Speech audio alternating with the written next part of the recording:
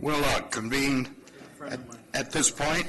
If we could all stand for a Pledge of Allegiance. I pledge allegiance to the flag of the United States of America and to the republic for which it stands, one nation, under God, indivisible, with liberty and justice for all.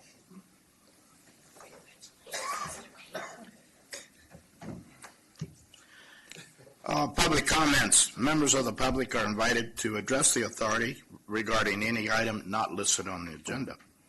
So do we have any speaker cards? I have none. None at this time. None at this time. Then we'll move to approval of minutes. So moved. Second. I got two so moved at the same time in a second. So have you got it? Newell first, me second. There we go. Moving on to consent calendar. Oh, do we need to vote on it? I would say. We'll call for the vote. All in favor? Aye. Opposed? All right. How about consent calendar? Move approval. Have a first? Second. Have a second? This time we'll call for the vote. All in favor? Aye. Aye. All right. Moving into, that was the end of consent. Moving into major discussion items, regular agenda. Let's see. What do we go on? 4.1, new item, Hercules Regional Intermodal Transportation Center project. Project status update.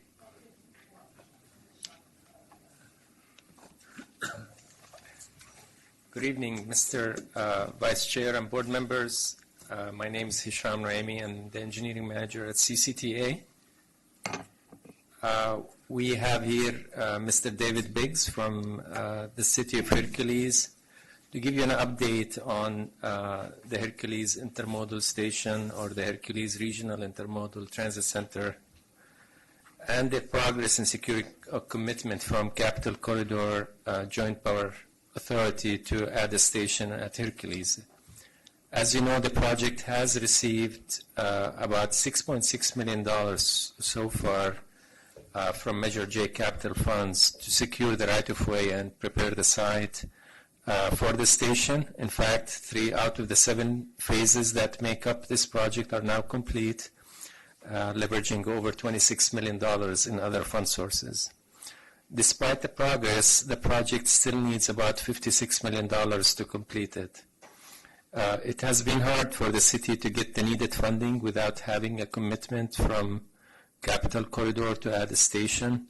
Tonight we are asking you to approve Resolution 1866B supporting the project and the city in their efforts to get a commitment from Capital Corridor to add Hercules as a stop. With that, I will turn it to the city manager, and we also have Council Member Myrna from the city of Hercules to do the presentation.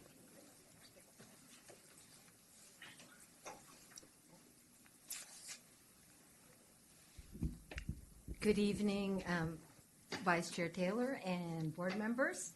I'm happy to be here tonight for a couple of things. I just want to, I'm leaving the council on December, so I wanted to say thank you for all your support in Hercules and also my kind of formal goodbye. I used to sit here as the ex officio a few years ago, and so tonight David Biggs is going to update you on our Hercules Regional Intermodal Transportation Center. And I just asking for your support, as you've always done. We are moving forward, but we just need that commitment on train stop. And you will see the private development is also, coming along, and you'll see how beautiful it will be, a transit-oriented development around the intermodal transit stations. So David Biggs will now give you the full report, but please support our project and the resolution.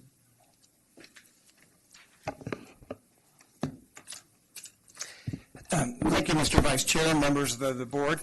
Pleasure to be here today. I know you've gotten a lot of information on the project in the past, and you have a very complete staff report, so I'm going to try not to duplicate what's in front of you. But as they say, a picture is perhaps worth 1,000 words. I've been with the city 4.5 years now. Time flies when you're having fun. It's a relatively large undertaking for a relatively small city, so I want to thank not only the members of this board, but also your staff for all the advice and guidance they give us. They're very helpful in helping us navigate the variety of funding sources and some of the nuances of transportation funding. So it really is a team effort in order to deliver a project that's of regional benefit that will be developed in Hercules, will help communities from throughout Contra Costa County and all of your residents having alternative commute modes, which I think, as we all live with daily traffic, know that everyone really does desire. I know we hear that a lot in our community, and I'm sure you hear it in yours on a regular basis. So let me just make sure I can get this to work properly here. So hopefully this will advance it. Or that's the clicker. Thank you.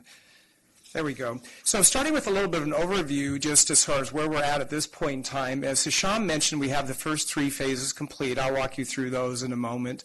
That really sets the stage for construction of the station platform, the third rail through Hercules, the station improvements themselves. That will allow the train to stop. So our most recent messaging has been, the next phases, including utility relocation, will allow the train to stop in Hercules. And our residents express a lot of frustration that they see more than 30 trains a day going through Hercules to destinations where they'd like to commute to, like Emeryville, Oakland, San Jose, another alternate connection to BART, even though we have great connections to BART through WestCat and JPX and JX service. And they're about to launch double-decker bus service a little bit later this year, probably in December, to increase capacity. We have informal carpooling that takes place in Hercules, and we have a great level of support for our Link service, which the express buses into the city. But as you'll see in a moment, Hercules is where the commute crush starts on Highway 80 basically every morning. So what we've been doing is, while we're working to advance the next phase, is we also have modified future phases.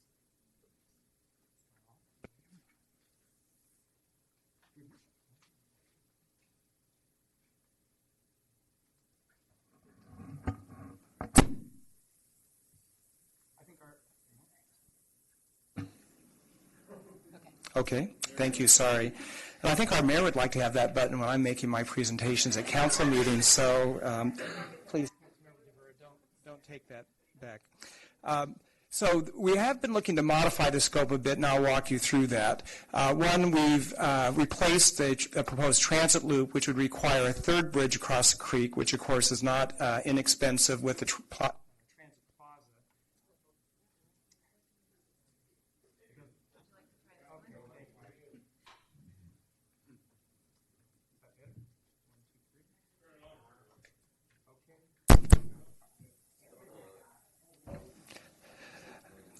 Okay, there we go. Thank you. With the transit plaza.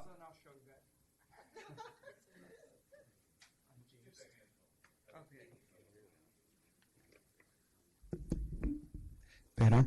Okay. Thank you.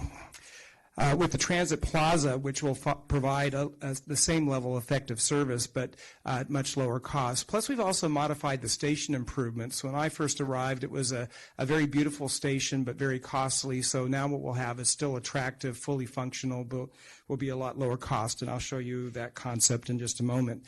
Most importantly, over the last few months, with the assistance of funding from CCTA, we've been actively engaged with our team, with the Capital Corridor staff and their board. We've had all the Capital Corridor board members down to visit the site except for 1 or 2.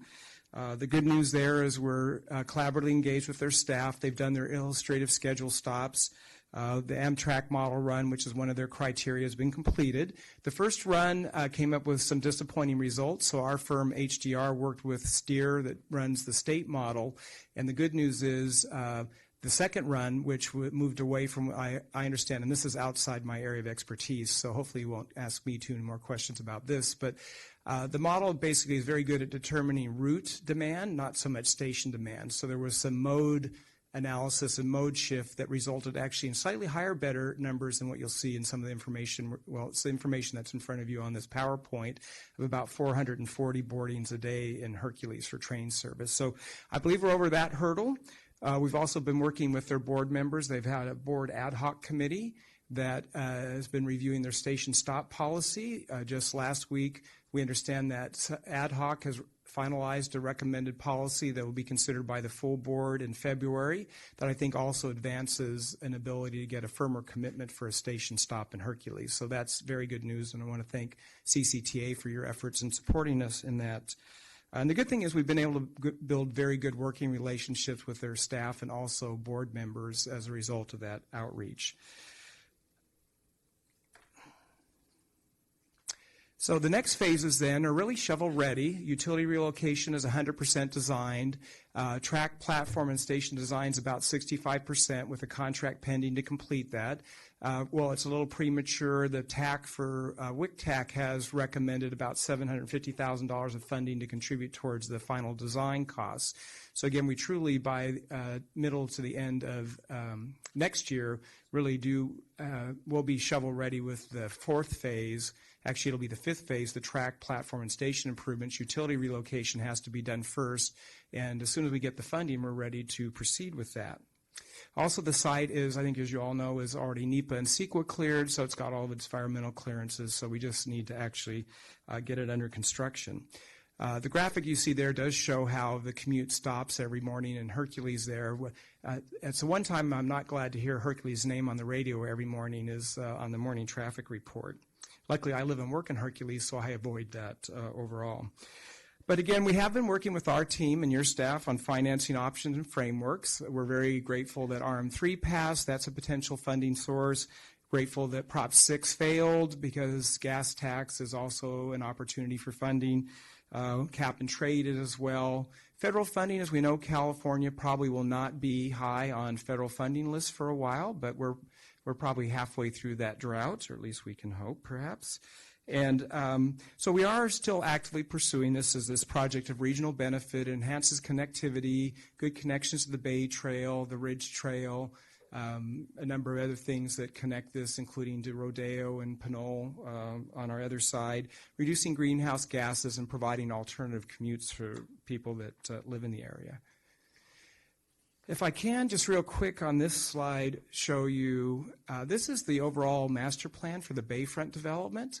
The red tile roofs you see is the private development, which will have our first true Main Street down here on Bayfront Boulevard.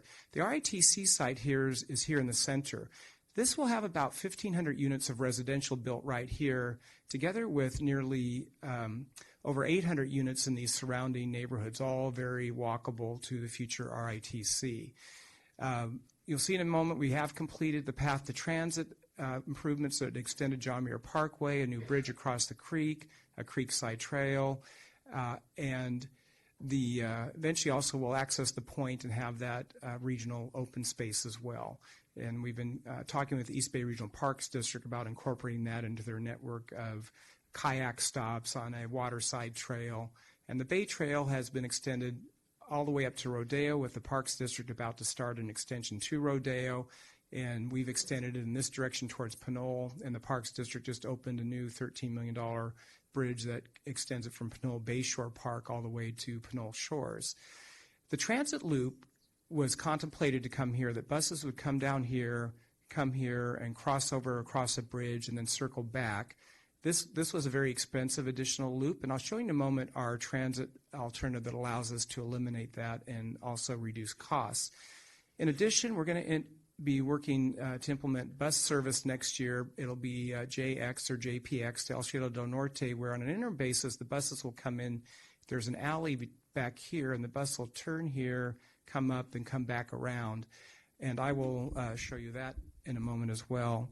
And then finally, because we've always anticipated this street to be an area where we could do community festivals and events as well as the plaza in front, the street here has been redesigned to accommodate buses if they relocate for a weekend or things. The street is now wide enough that buses could come here and we'd have temporary stops, and they'd use this loop as an alternative when we might have special events here on Bayfront Boulevard. And the private development has started. I'd like to share that with you because that's important. This phase is under construction, 172 units. You'll see that in a moment. These two buildings, the council approved the tentative map, or the final map last night. They'll be starting next year. And these three buildings are coming in for their final entitlements in November. So we're seeing very good progress in the private development as well now. This is just to give you a sense of what's happening. This is the first phase called the Exchange at Bayfront. It'll be 172 apartments, ground floor retail, and about half the space. This is looking as you come up John Muir Parkway towards Bayfront Boulevard. And you can see that's well under construction, one-level subterranean parking. They're pouring the base now. The last concrete pour is the weekend of Thanksgiving, and then it'll start to rise up above the site. The RITC site is just right there. The second phase is called the Grand at Bayfront, and this is going to have, this is along John Muir Parkway. This is 232 units, again in 4 stories. And this will be the future Loop Street that also serves as an alternate for buses when perhaps Bayfront Boulevard is not available. Again, the final map was approved last night. They'll be starting construction just after the first of the year. Now to sort of move on a little bit of where we're at with the Regional Intermodal Transportation Center, and much of this is not new information for you, but this just shows the first phase we completed, the Bay Trail phase, which is actually a bit of a misnomer. When we got the Bay Trail out of it, most of the money went to creating the clearance for the third rail. And on the bench in creating these retaining walls is where we dropped in the Bay Trail, very popular segment, working very well for us, very popular recreational amenity. But there is room now for the third trail here, which enhances reliability on the corridor for rail service, and will also, once we have that full third rail, we'll have further enhancements for reliability. Then we completed the Path to Transit phase in 2017. John Muir Parkway was extended, Bayfront Boulevard, the bridge, the creek was restored. That's part of the environmental mitigation. We restored the North Channel, and then created this Creekside Trail. And this is the block where the first residential development is going. The third phase was Bay Trail West, and that goes from Bayfront Boulevard and Railroad Avenue towards Pinole, connecting to an existing East Bay Regional Park segment. Small project, only about $1.5 to $1.9 million, funded with OBEG grant money.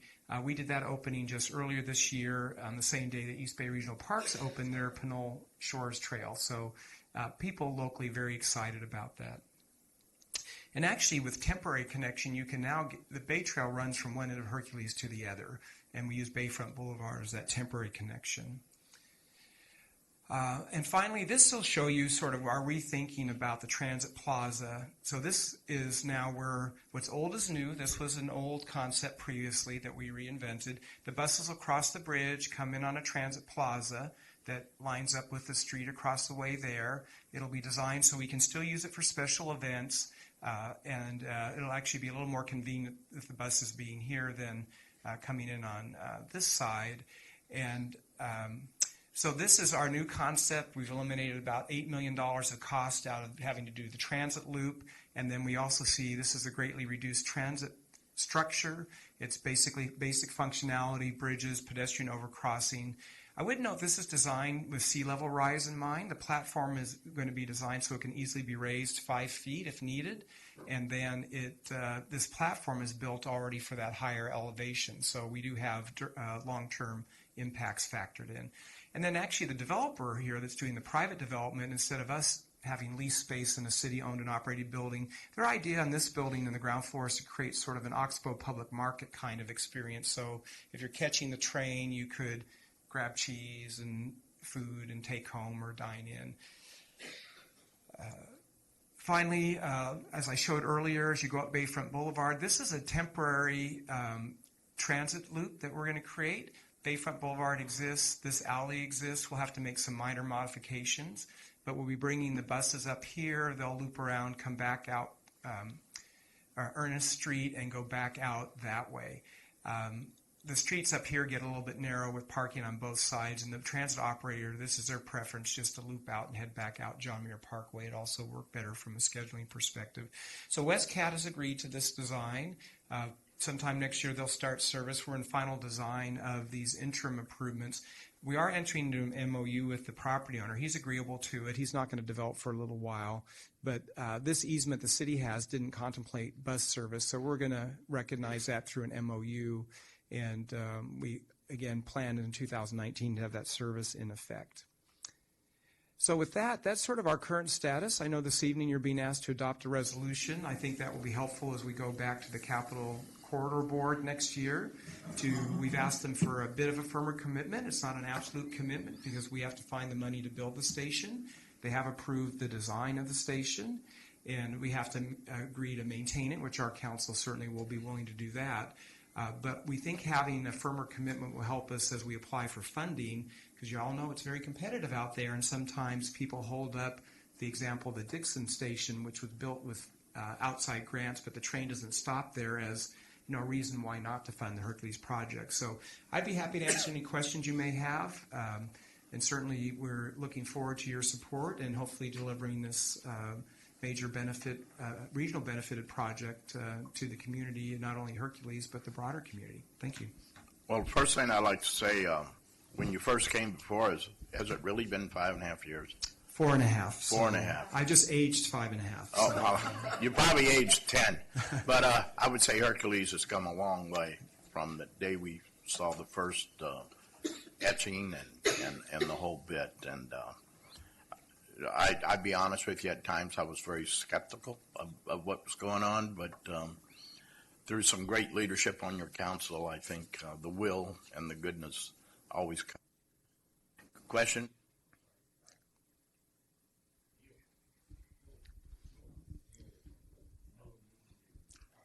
I agree with what Bob just said, but I also say that I think your new plan is a better plan. As an architect and an urban designer, sometimes simpler is better. The world we live in, and a lot of the buses and the solutions we're doing, they're going to have a short life. So I think I see the opportunity that more multimodal new inventions in the future. So I think that's a real positive. It's also positive. It's a lot less expensive. I think the most important thing we focus tonight is getting the Amtrak run capital corridor, get that actually up to the numbers that you're going to get stopped. Because otherwise, this is all for naught. If we go in this location, it makes sense. So the synergy that you're going to get is awesome. And that's a long, arduous path to get that done. And I think it's the steps that you made. It's just not a matter of juggling numbers. The numbers change because of the other investments we're putting in there that support those inclinations. So well done. We're glad to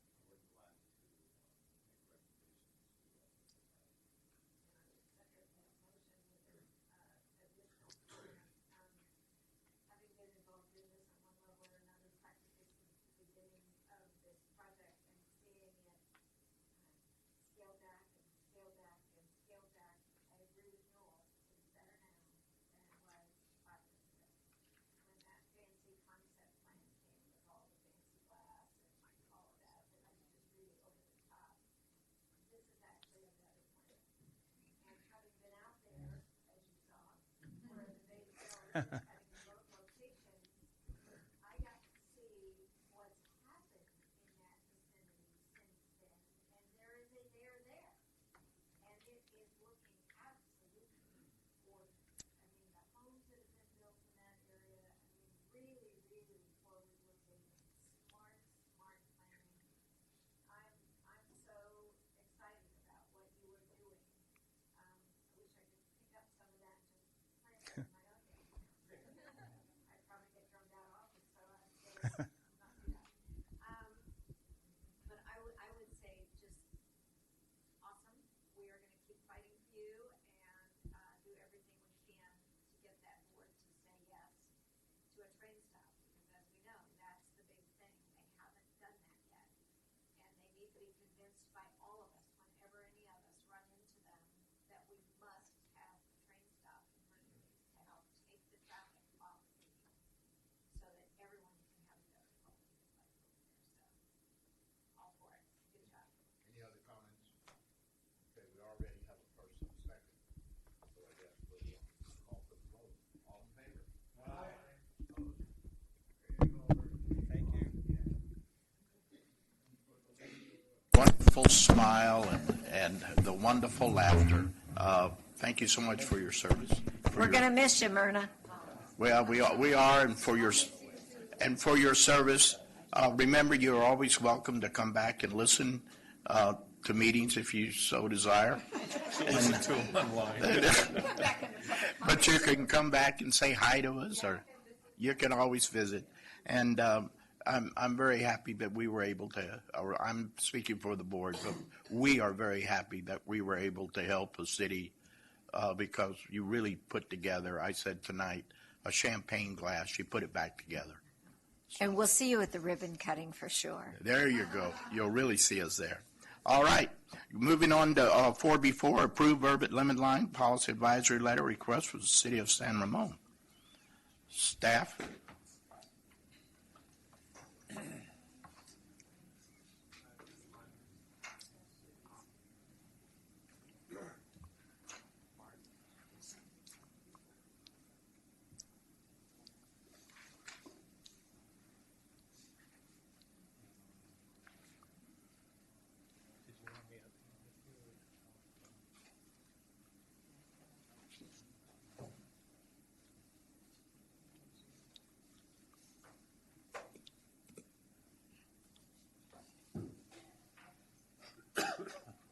And while we're waiting, I would say, Mr. Hill, I think we need to put a work order in for the mics. Yeah. Make a big note. Put a circle around.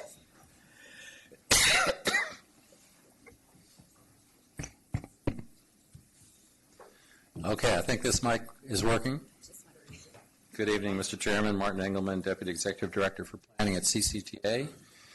And we're carrying this forward to you from the Planning Committee.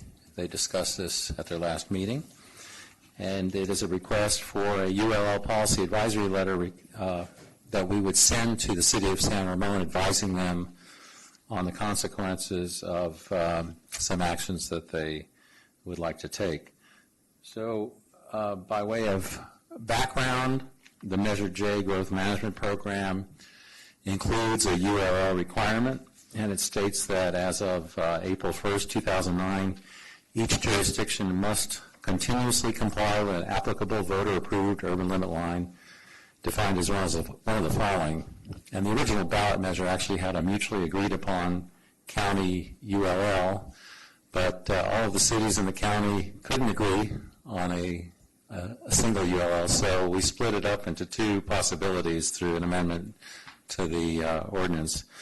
One is that a city can adopt the Contra Costa County voter-approved ULL provided that it passed by a majority within their city, or a city could have its own local voter-approved ULL or an equivalent growth boundary. And in the case of San Ramon, they are one of the three cities that have their own local voter-approved ULL. The other two are Pittsburgh and Antioch. The conditions for compliance mention the Local Agency Formation Commission, LAFCO, and LAFCO would be the one to receive an annexation request from a local jurisdiction. So if a local jurisdiction were to make an annexation request outside of their voter-approved URL, that would constitute noncompliance with the growth management program.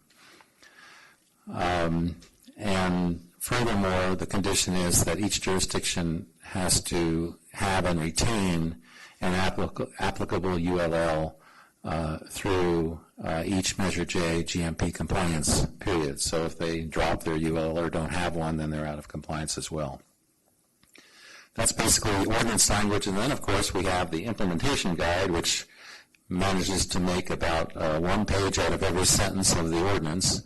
But I'll try to summarize here. So we do explain in the implementation documents a process where we will have communication with the cities in the hope of helping them out before they make a decision that might result in a growth management compliance issue. We'd like for them to ask us, please ask us if we, the authority, think that it will result in a compliance issue. So every year in January, we issue an annual ULL policy advisory letter that explains this process. any jurisdiction at any time may request an evaluation by the authority on a proposed local action. We prepare a draft evaluation letter and bring it to you for approval. A third party actually can ask that we do an evaluation, but we then check back with the jurisdiction to see if they are in agreement with us preparing an advisory letter. And if they say yes, then we will prepare an advisory letter. So we issue the letter, and if the city or town or county were to take an action that contradicts the direction in the letter, then we would issue a final notice of concern indicating that we think the action they are about to take will result in noncompliance. So, number of questions that we ask. If a city comes to us, we say, obviously, if there's a development or an annexation within the ULL, and believe it or not, there are areas where the city boundaries are inside of the ULL. Annexation within UL obviously is not a compliance issue. We do have an exemption process for annexations of 30 acres or less, provided that they are non-sequential, non-contiguous, and don't create new pockets of land that would be tempting for an annexation. And then there are a number of other conditions here that allow for annexation, and these are based upon the county's ULL policy, and most of the cities have adopted these into their ULL policy. And now we're going to try to juggle the microphone, but I'm not going to move this one, so I'll ask that you grab that one. And and I'd like to introduce Lauren Barr. He's the planning manager with the city of San Ramon, and he is going to explain to you the situation in San Ramon. Good evening. I'll try and get this right here, juggling a few things. 4 inches. Thank you for the opportunity of providing a little additional context in terms of the history of this site and what is actually being proposed by the property owner. So the laborer's property is located at the southern boundary of the city of San Ramon, adjacent to the county line. This is the project site, approximately 360 acres. I'm going to use this highlighter. So the county line is right here. We have Dublin to the south. This area is located on our west side plan area. Part of the property is within the city, part of it's within the county. So there's multiple jurisdictions that have created some issues for the property owner in terms of their long-term plans. So here's a diagram of the different jurisdictional boundaries. And again, the green line is our west side specific plan area and the county line. The yellow line is the property boundaries. The orange line here is our existing urban growth boundary. And then the blue and black are the service boundaries as well as the city limit line.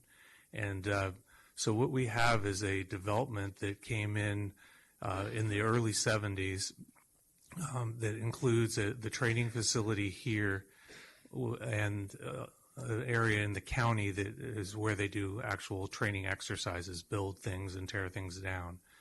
So there is a use permit on the property, but again, split between multiple jurisdictions. Now the ownership of the property is the pension fund, the trust, and then they lease the space to the training group that actually operates in the buildings and conducts the training exercise for their membership. I would also add that within the urban growth boundary and the city limits, we have a couple of sites up here that are housing opportunity sites that are designated for 21 homes. And again, that's something that the pension fund may pursue applications at some time in the future. They're not looking at anything at this time. So we have a general plan amendment that was filed by the property owner to amend our urban growth boundary by approximately 15 acres. The 15 acres is consistent with our local policies for amendments to the urban growth boundary, and so we don't see many issues with that. but we wanted to make sure we had a consistency determination from the CCTA. During the times we were looking at this, there was also a desire from the property owner to subdivide their property into different groups for ownership issues. They want to separate the ownership between the pension fund and the actual operator, and this is for tax purposes. And so we've been talking with the county off and on for the last couple of years now about different options for how we might subdivide that land. And we ran into some logistical problems with, how we might accomplish that as a joint venture between the city and county. A suggestion was made that we might consider annexing the land to the city. That way it would all be under the city's jurisdiction, and we could process permits, consistent with our own guidelines. And so as part of that, that's what initiated the second question that we have before you about annexing land outside the urban growth boundary. We talked with LAFCO and about the potential for annexation, and they indicated that there is a potential for doing that, provided there are safeguards in place, such as conservation easements and other things. And I would add, as part of the general plan amendment that we're pursuing now, there's commitments from the property owner for conservation easements on the upper portion of the property here, which is rugged oak scrubland. And so total, it's about 360 acres. But so the second question that we were asking about was, if we were to put a conservation in place for those areas outside the urban growth boundary as amended by the 15 acres, is that something that could get annexed into the city of San Ramon and yet still be preserved as open space consistent with the guiding principles for Measure J? And so we asked for an interpretation on that from CCTA staff, and that's where we're at here tonight. The third question was really more of a procedural one, that the guidelines spoke to a property owner initiated annexation, and whether or not that would create problems for the city if the property owner went through the motions rather than the city. And I believe Martin has an answer for that one as well. But at this time, I just wanted to give you a little bit of the context.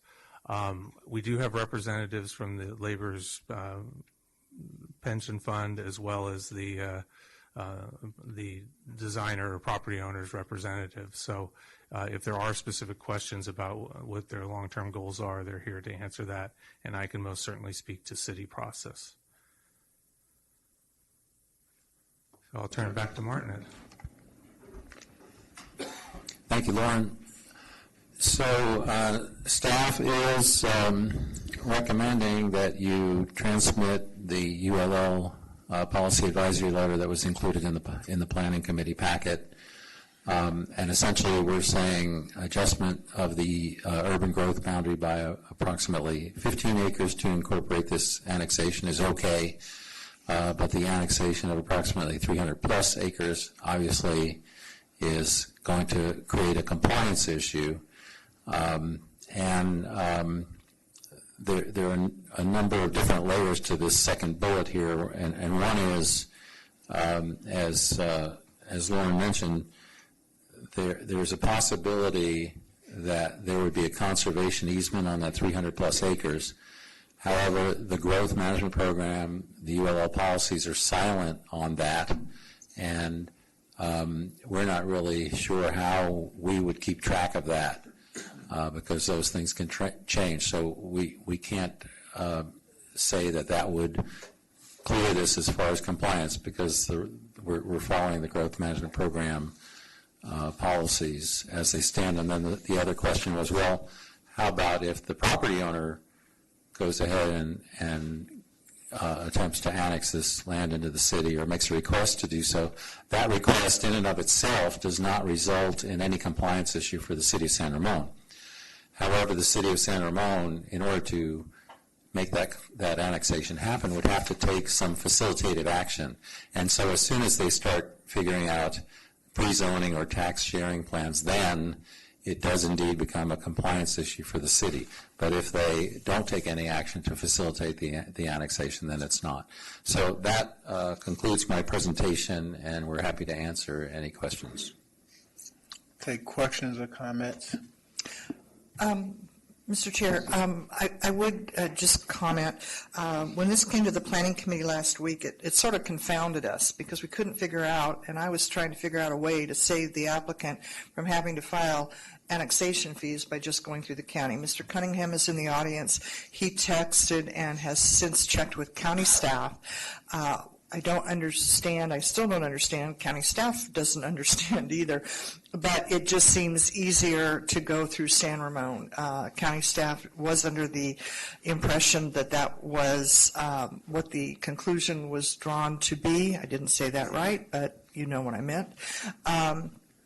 And I also checked with Supervisor Anderson and her staff. They had been working on this and met with county staff. So I just wanted in the record after last week's meeting that the county was trying to be cooperative, but for whatever legal reasons, it's just easier to go with San Ramon.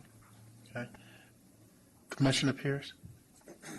I actually think Don was first. Oh, I'm sorry, I didn't see the, thank you. I was just curious, did you look at the option of taking this to the ballot to extend San Ramon's urban growth boundary via a vote at a general election when the cost would be less? We didn't feel the need to look at it in the terms of the 15 acres because this was land that's already within within the city limits and urbanized, has all municipal services. We have not discussed the idea of putting the entire 360 acres on the ballot. And I was just referring to the 300 acres, not the 15. Well, no, we have not looked at that, and really that's a discussion we'd have to have with the property owner, whether that's something that they would want to be involved with. All right, thank you.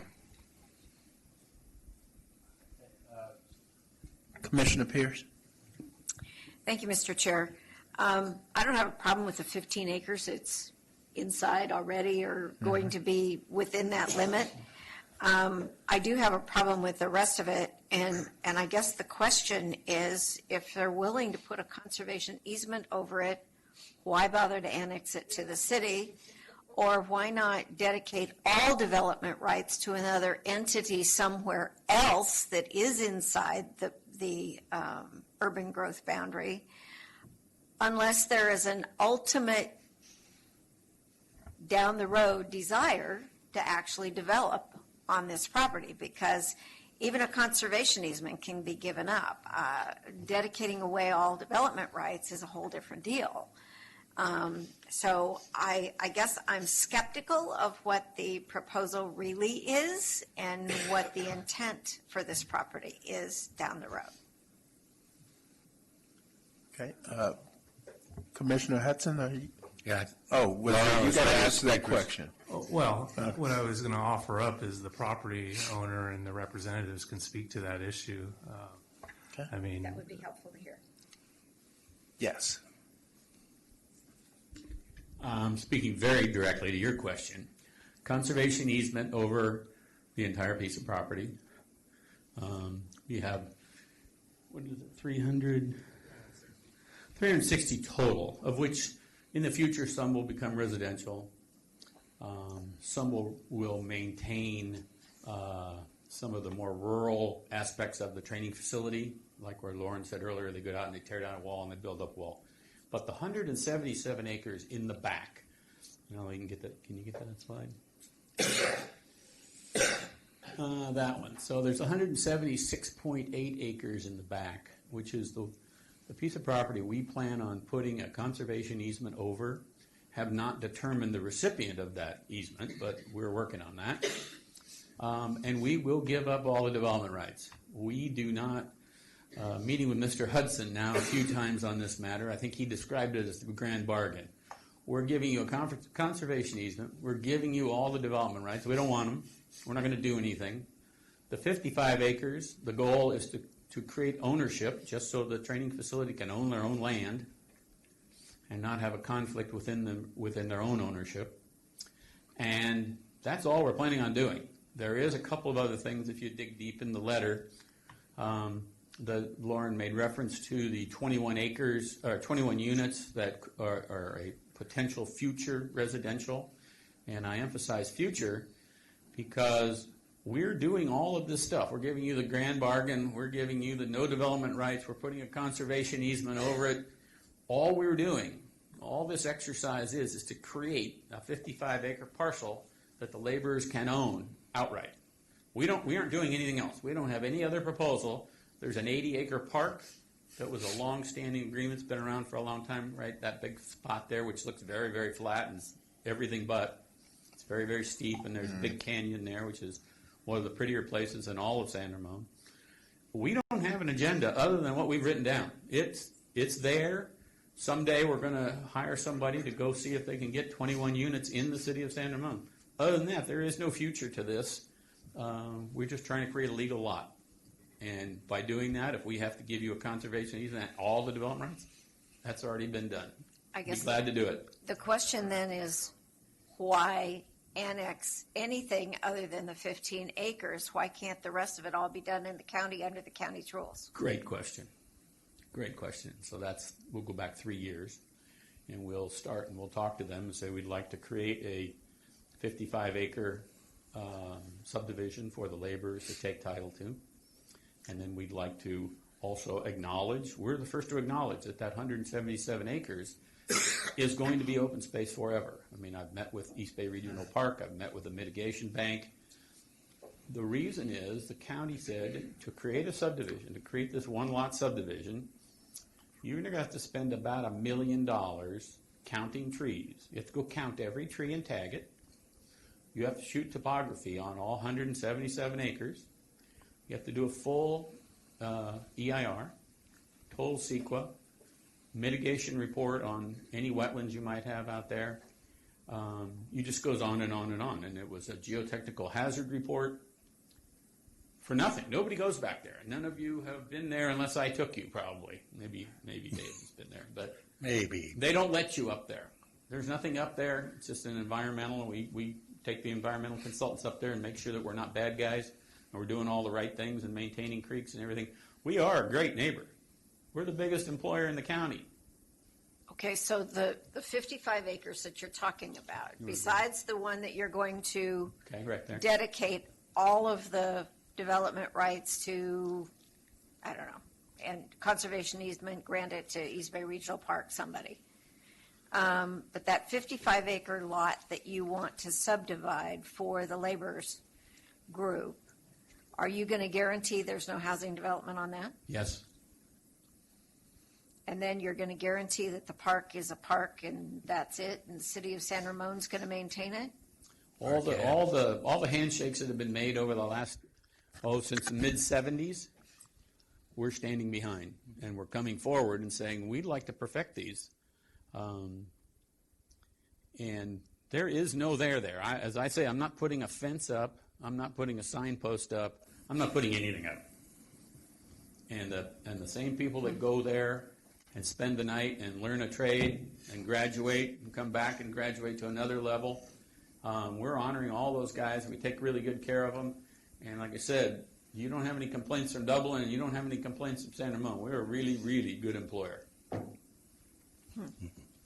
And again, we're not doing anything. I mean, when you drive by a year from now, you'll go, well, nothing changed, so I guess it's okay. Commissioner Trotter, Thank you, what Mr. happened to me? You're next. I don't mind if David goes before me. But you can go. Yeah, I wanted to jump in then because I think it was a misunderstanding. If you can go back to the orange dots and everything, when he was talking about 21 homes, there, right there, in the yellow and the green, that development was voted on by the voter-approved general plan that we did back in March 5th, 2002. That's inside here. That's the development portion that we're talking about. The rest of this open space that we're talking about inside the city for making any change, 25 acres, not 30, 4/5 vote of the Planning Commission and the city, tougher in San Ramon than anybody else that's here to develop that. It won't be developed. But what he's not telling you is just above that blue line, just to the, yes, right in there, is one of the most beautiful canyons I have ever unofficially been in. And in the tens of thousands of miles that I've logged on trails, and I'm not exaggerating, that is one of the best I've ever been on, and it's the only time I've ever seen a mountain lion. In the countless hours and hours that I've run, was right there on that property. The reality is, if it ever turned into where somebody did want to do trails and stuff, you'll be parking at the shopping center. It's right. It's perfect for San Ramon to keep it the way it is. And I'd just as soon not have it go to a different district who would make it surplus and possibly develop it. That is a very good situation for San Ramon, but it looks like we may have to go to a vote in June. Commissioner If Trout. I were to get a vote on going to a vote, I would say no. You know, as a developer, you're just scared to death going to a vote.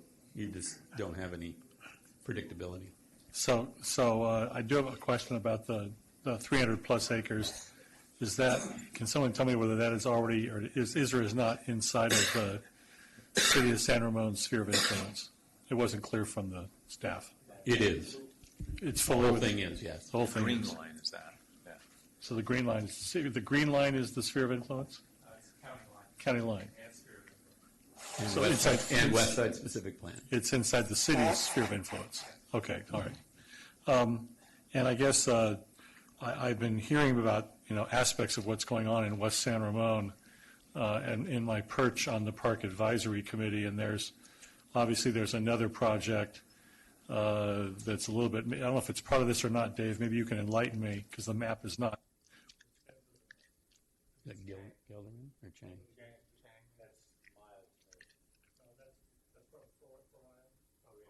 Korea.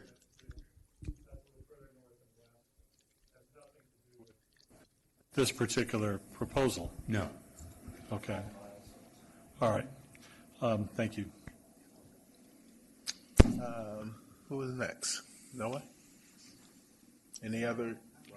Dave wanted to speak, and Newell does too. Oh, I'm sorry. So we'll go with Newell. Okay, great. Go ahead. Thank you. I'll figure it out. Just, I'm still not clear on, how many legal parcels are there? That's why we're here. One. Okay. So We believe there's two. We met with the county over a period of probably 6 or 8 months, and they determined there was one.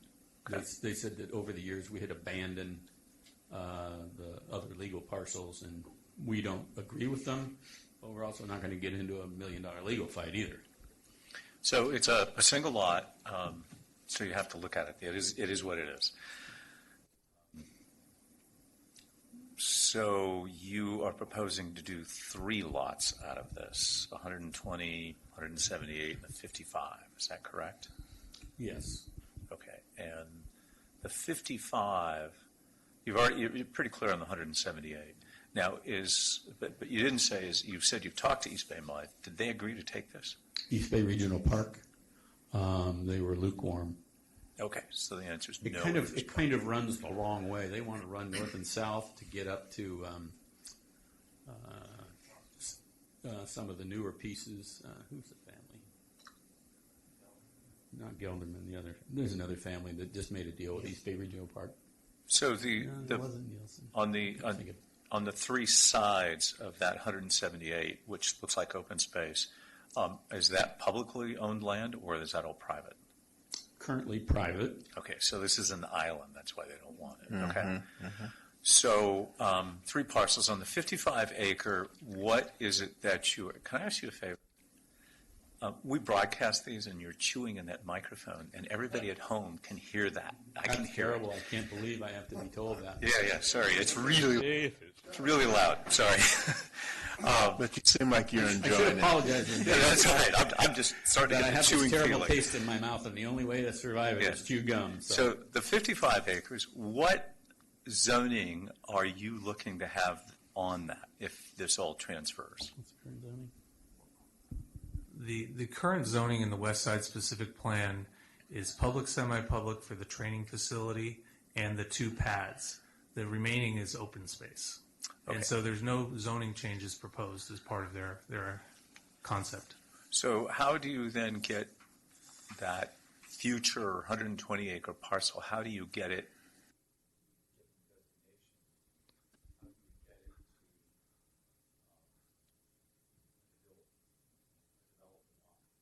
You're talking about the 21 homes? Those are actually designated under our general plan as residential. What we have is a general plan that has the fundamental baseline designation for housing on the, it's a housing opportunity site in our housing element. The West Side specific plan predated that action, and so it will need to be amended. But that's only within the urban growth boundary. And then who would, of the 178 acres, since East Bay Mud is not likely to take them? Park District.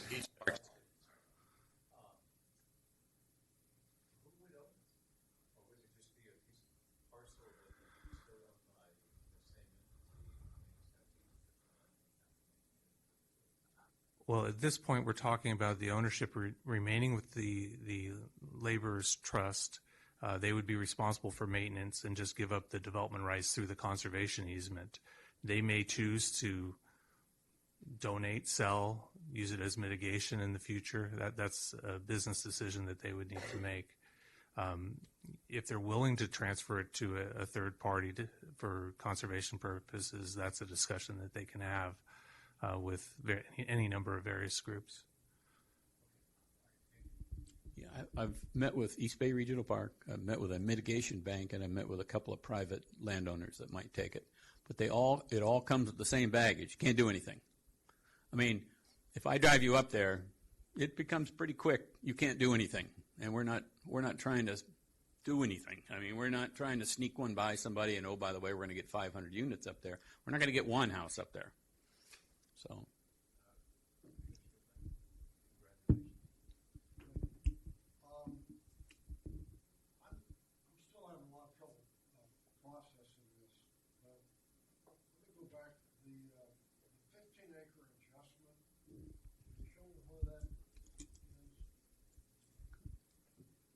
Right, that's about dead center.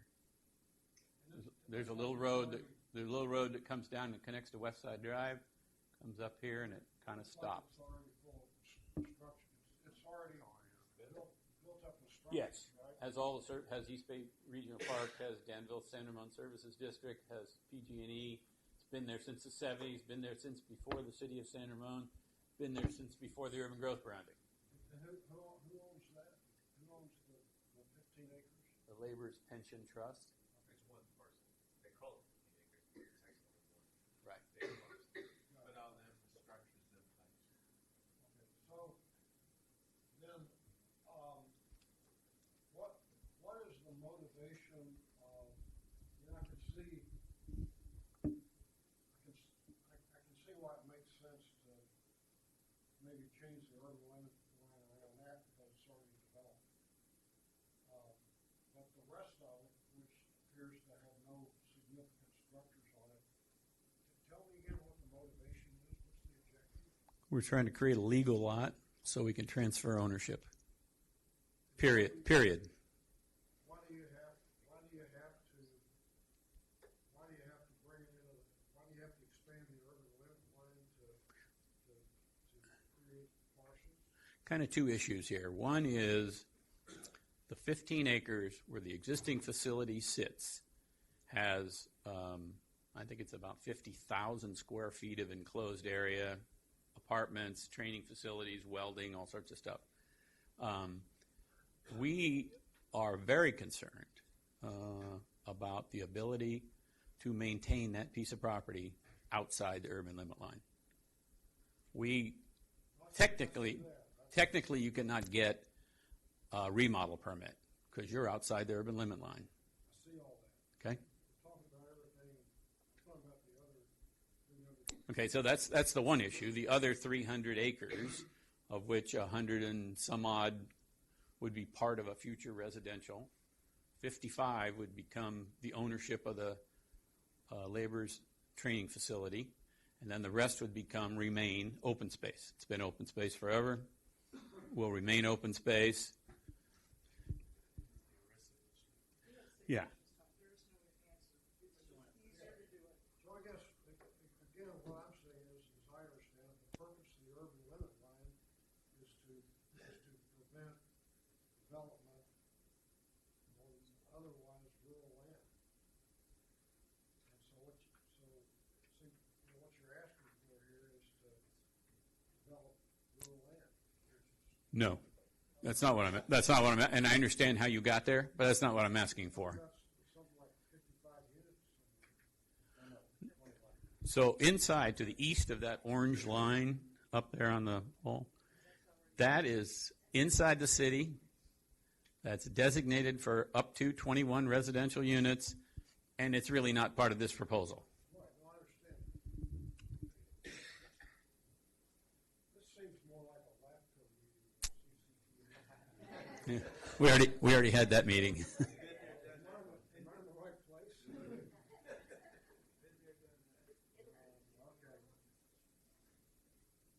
I can't. I think we're getting bogged down in the minutia of it. All we're really asked to be doing is staff is prepared the letter to answer their 3 questions. And all we're being asked to today is to approve that letter, not to tear apart or get down into the deep dive that nobody seems to understand anywhere as we go through the process. At any level, whether it's county, city, LAFCO, it seems to be an issue that everyone is just sort of going, I don't know.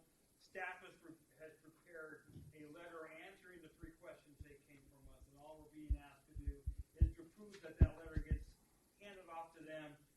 And I think we're getting too bogged down, in my opinion, to what they're trying to do, and not reading the letter and saying, okay, let's send the letter to the San Ramon, and then we're done with it. And that's all they're really asking us to do tonight, is to move the letter forward, and not really get bogged down in. And then San Ramon has to figure out how to solve the problem. Exactly, and I think that's where it needs to go. They can throw it back in their lap, and we've done our job of moving. So I moved the letter. The letter.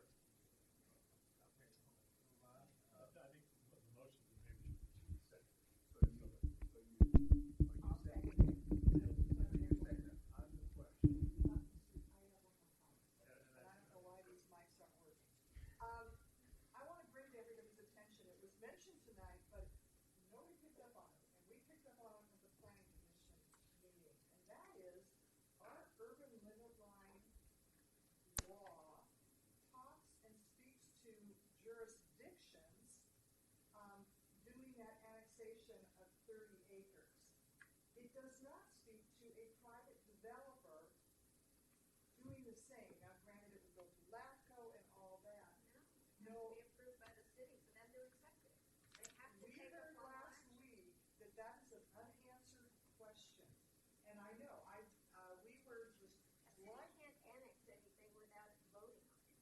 I understand, but what they're saying here is the city does not have to be the applicant to do the annexation. That's what we heard, and I just, it gets a moot point, but I want to make sure everyone on this, because it was news to us last week, am I not correct? Dave and Kevin and I were there, Janet's not here, Luella was there, that we heard that, and it was very interesting, and I don't sit on LAFCO, and Mr. Katzen does, and some of the others that we do, and I understand the city would have to agree, but if a private person is the applicant for annexation, urban limit line, the way we heard it last week, does not apply. I just thought you ought to be real aware of that. I know it makes no sense, but in the staff report, it talks about that. Commissioner Cross, thank you, Mr. Chairman. And Kevin, I understand your point about how this is all that. On the other hand, there's intellectual curiosity in this room. Yeah, I'm going to follow up that for one more question. Okay. I have heard some folks here in this room talk about this being part of some kind of a grand bargain.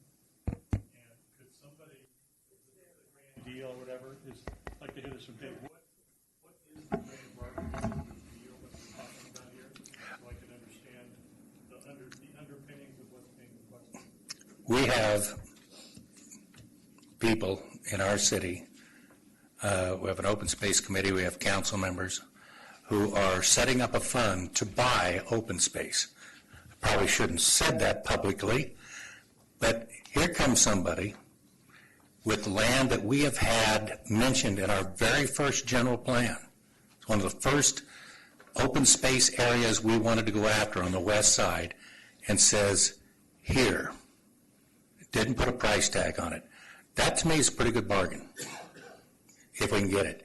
It just so happens that I personally think it's the garden spot in the city if we can get it in the city, but that's my opinion, and I wouldn't mind having the geological hazard abatement district formed around it, as we've done outside the city and other places to make sure it's maintained, but I haven't seen any maintenance on it in the last 35 years that I've been there. It's just a beautiful spot. And I guess what you're saying, David, is that you're convinced that mountain lion wasn't trying to get you. It was just there for the beauty of the spot and nature. The mountain lion was just sitting there waiting for some game to come through.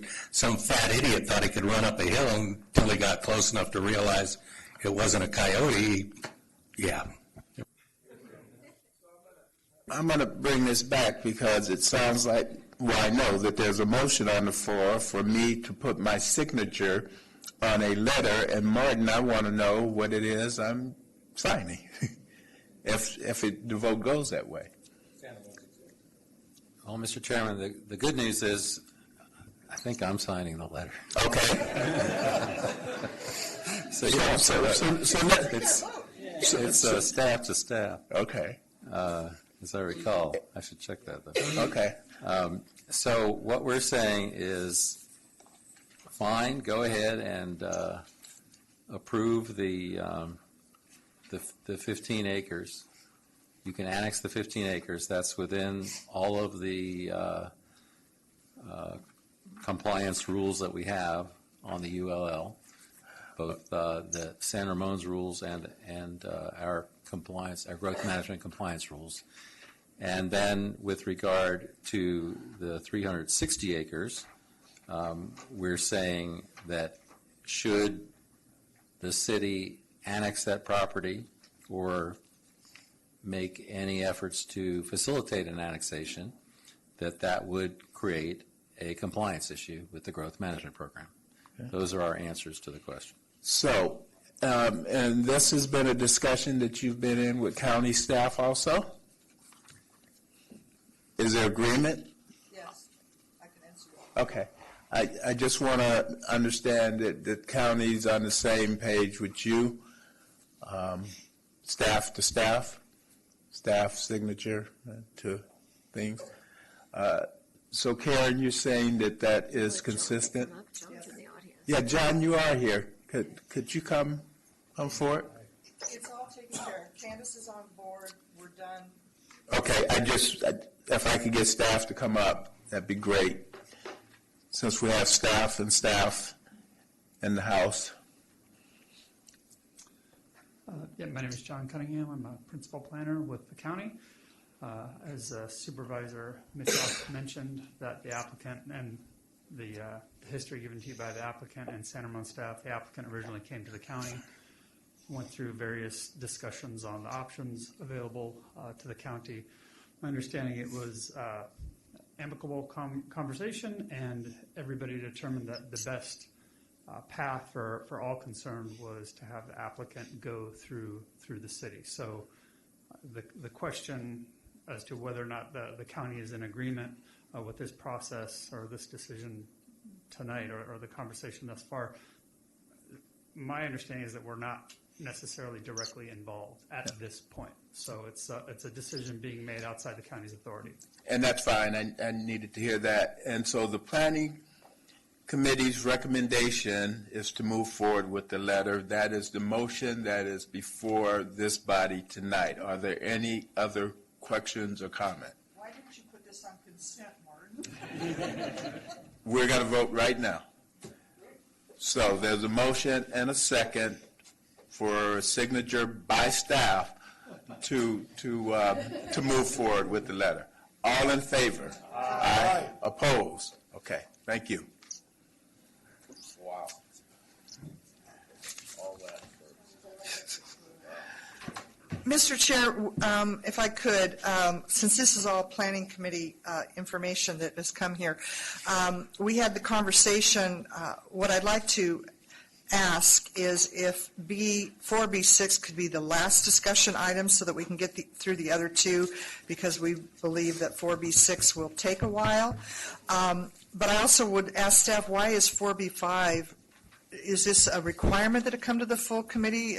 The planning committee, it is, no, because the planning committee suggested it's in your packet, and we weren't clear why this wasn't on consent either. I move to accept.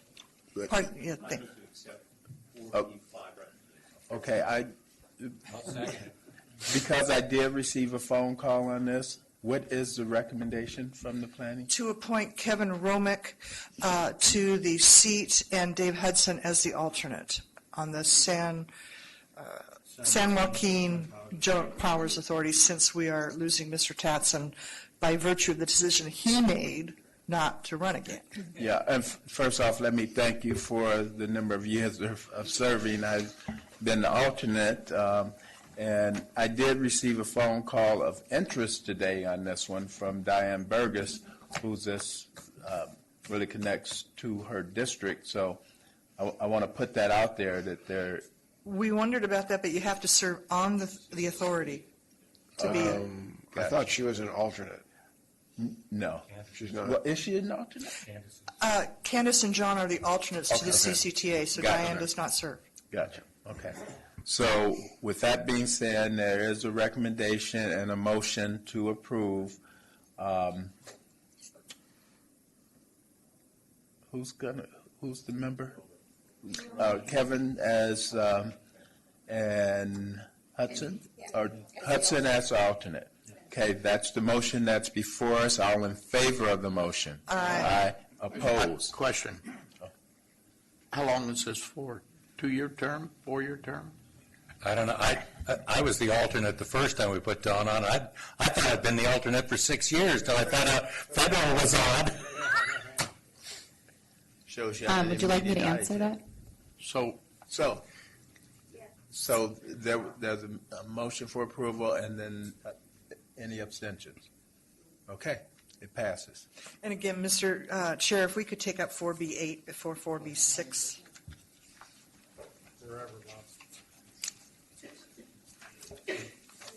Okay, I'm okay with that. If it's okay with the rest of the commission. Because there's more intellectual curiosity, I love that term, Mr. Trotter, on 4B6. Oh, yeah. Okay, so this is approval of fiscal year 2018-19 Measure J allocation for the West County Ferry Service Program.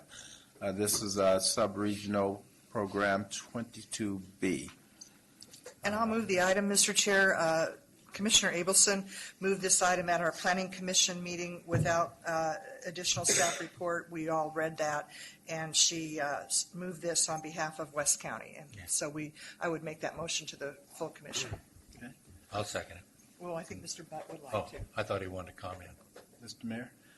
I would just like to comment that the West County Ferry will open up on January 10th. You're all invited. And if you come to Supervisor Joya's potential reorganization on January 15th, you can ride the ferry there. And the mayor's conference will be held at the ferry's terminal that night. So you can come spend the whole day in Richmond. And I will be there. I had an honor to throw dirt, and now I'm going to be honored to be a part of the ribbon cutting. Great. So there's a motion and a second on the floor. All in favor? Aye. Opposed? Okay. Now we will go back. 4B6, and this is an update on the Metropolitan Transportation Committee / ABAG Governance Housing Incentive Pool. And this is going to be presented by Mr. Engelman. Thank you, Mr. Chairman. And we apologize for the technical difficulties with the microphones, but I think it's working. So staff thought it'd be a good idea to brief the Planning Committee and the authority on what's going on in San Francisco at the Metropolitan Transportation Commission and the Association of Bay Area Government regarding steps they're taking to address the housing shortage. For those of you who were around on July 26, 2017, the MTC adopted their 2017 Regional Transportation Plan. It was called Plan Bay Area 2020. And just on the first, 2040. Thank you. And on the first 7 pages, the word housing is mentioned numerous times. Essentially, it states the Bay Area has one of the worst housing affordability issues in the nation. It's creating financial hardship for families and seniors, gentrification and displacement.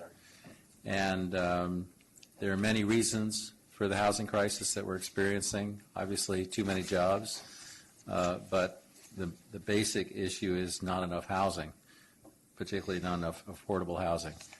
And due to limited supply and strong demand, the rents and home prices have risen rapidly. I recently saw that in order to build a residential unit in downtown San Francisco, the builder has to gross $1,800 a square foot, which means that a 600 square foot apartment is over $1 million just the gross for the builder. That's not the price tag at sales point. The plan spurred an effort to undertake what are called the 3 Ps: production, preservation, and protection of existing housing. And this clip here, as well as this next one, actually these are clips from a video that we showed at the Planning Committee meeting. There's a 5-minute video on the MTC website talking about the housing crisis under the CASA area of their website, if you'd be interested.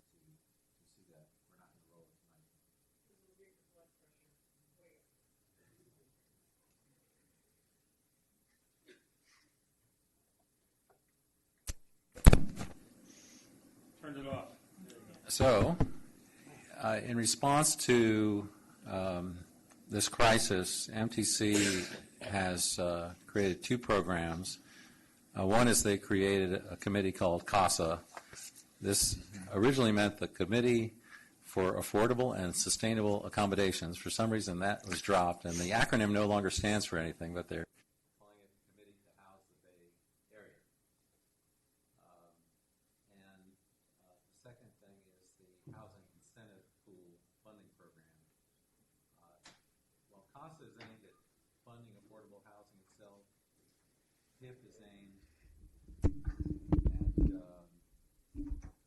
HIP is aimed at providing funding to transportation projects, TLC projects, Transportation for Livable Communities projects, that will encourage having transit accessibility to affordable housing. So I'll just give you a quick description of the Housing Incentive Pool Program. This stems from the One Bay Area Grant Program. One Bay Area Grant Program included originally $385 million for the Bay region, and Contra Costa received $56 million of that. We allocated that to Transportation for Livable Communities projects throughout Contra Costa. And the distribution formula for that $385 million was based upon a reward system, rewarding counties that had the most in terms of population, a regional housing needs forecast, and housing production history.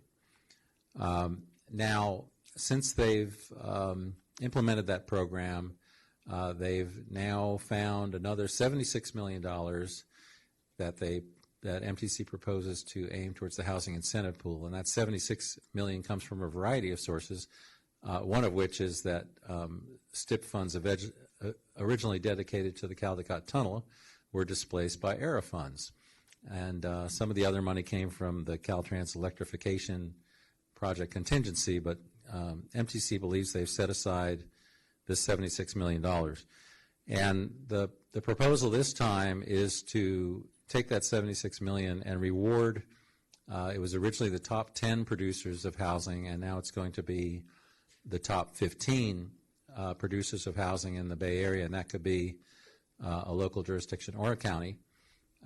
And so based upon historical performance, 2015 to 2017, in terms of affordable housing production that is in priority development areas, this would have been the outcome, with the lion's share of the $76 million going to San Francisco and San Jose. Actually, Richmond gets to partake in some of the allocations. But essentially, this proposal ended up with more than $40 million, or more than 40% of the total, going to San Francisco, San Jose, and Oakland. Now, since we last saw this, or since I got it out of the packet, there have been some changes at MTC. They're going to take $5 million off the top and allocate that competitively to the congestion management agencies for TLC projects, and they'll still go ahead and reward the top 15 producers, not on past performance now, but on future performance. So whoever produces the most housing in 2018, 2019, and 2020 will be rewarded accordingly. Then just to tell you about CASA. So the CASA committee was created after adoption of the 2017 RTP, and that RTP fell short on affordable housing and access to jobs. That was one target that they missed.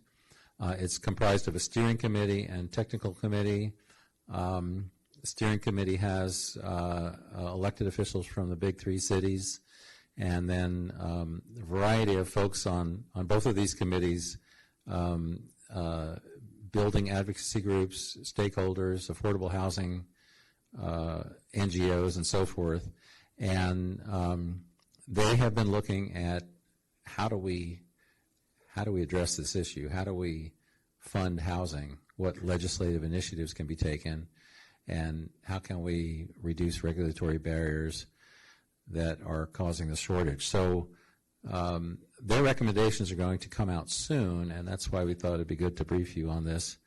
One of the recommendations that they've come up with is they've identified a shortfall of essentially $250 million a year in affordable housing that's needed, and so they're looking at where they can come up with that, and so they're essentially looking at every kind of revenue source under the sun, and they've tested these to see whether or not they're at all feasible. But from the standpoint of property owners, inflation-indexed windfall tax; for employers, a per-head tax, gross receipt tax, local government revenue sharing contributions, and from the taxpayer standpoint, possibly a regional sales tax or a general obligation bond. And these funds would have to be overseen by, obviously, a new housing organization. There's also this thing called the CASA Compact, which is going to be issued at the end of the year. And the compact sets forth 16 ideas on how to improve the availability of affordable housing. And so things such as just cause eviction and all of the rules and regulations that go along with that, changes to state housing law that would facilitate affordable housing, removing regulatory barriers, prohibiting any loss of deed-restricted properties, streamlining approvals, and establishing minimum zoning requirements near transit. These are all in the so-called compact, and these are ideas that are going to be published by CASA at the end of the year. So the timeline for CASA's work is essentially they're going to finish development of their proposals during 2018. In 2019, they'll start putting together legislative packages that they would take to Sacramento. 2020 is a presidential election. We might see some of these ideas there at that election. In 2021, MTC revamps Plan Bay Area. It's going to be Plan Bay Area 2050, and also comes up with a new regional housing needs assessment. 2022 is a gubernatorial election where some of these ideas might also come to pass. So we had a robust discussion at the Planning Committee about this, and the Planning Committee recommended that we bring it here for discussion as well. So now is your opportunity to discuss CASA and HIP.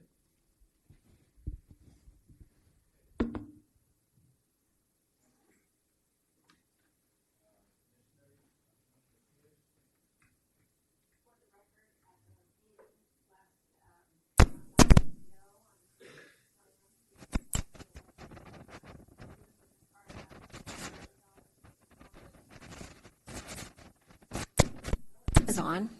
Let's see if it is now. Okay. I had to try again. Don't touch it. Just for the record, I did vote no on the HIP proposal at the MTC meeting, along with Jeannie Bruins from Santa Clara County. We were the only two who objected to the way that it was being put together.